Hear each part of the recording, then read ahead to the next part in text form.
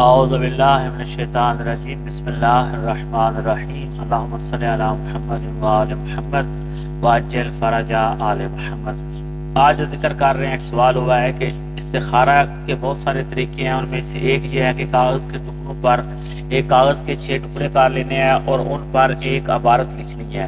وہ عبارت یہ ہوگی کہ بسم اللہ الرحمن الرحیم خیرۃ من اللہ العزیز الحکیم لفلان بن فلانہ افعل۔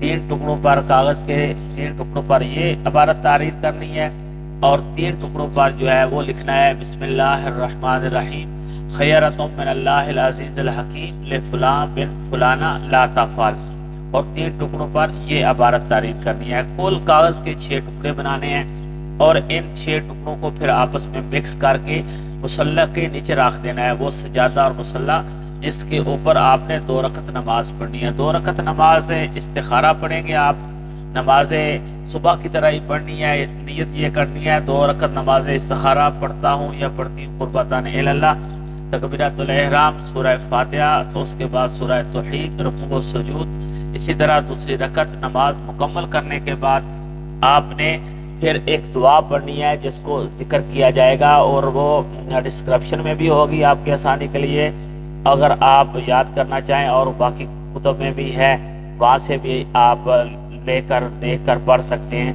اس کے بعد نماز سے فارغ ہونے کے بعد آپ نے سجدہ میں سر رکھنا ہے اور 100 مرتبہ یہ ایک چھوٹی سی دعا پڑھنی ہے۔ وہ کون سی ہے؟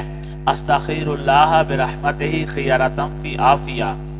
اس کو 100 مرتبہ آپ نے دہرانا ہے۔ 100 مرتبہ پڑھنے کے بعد سجدہ سے سر اٹھا لینا ہے اور اس کے بعد پڑھنا ہے اللہم خیر لی واختر لی فی جمیع اموری فی یسر منک فی عافیت۔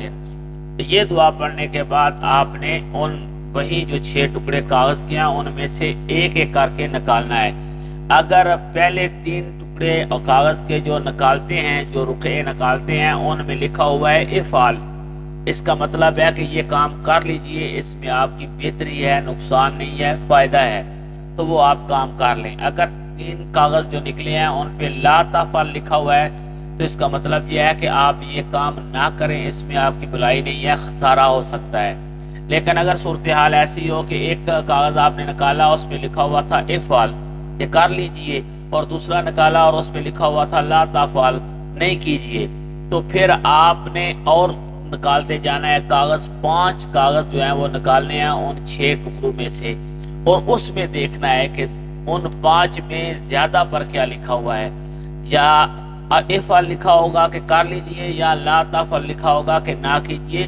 پھر ان میں سے جو زیادہ ہو اسی پہ عمل کرنا ہے۔ اور یہ ذہن میں رکھیے کہ یہ استخارہ اس لیے ہوتا ہے، ایک آپ ایسا کام جس میں فیصلہ نہیں کر پاتے، کرنا بھی آپ کے لیے مباح ہے اور آپ کو پتہ نہیں چل رہا کہ میں یہ کام کروں یا وہ کام کروں۔ مثلا آپ کے پاس 2 جابز آ گئی ہیں اور دونوں کی اپرچونٹی آپ کے پاس موجود ہے، پولیس والی بھی اور فوج والی بھی۔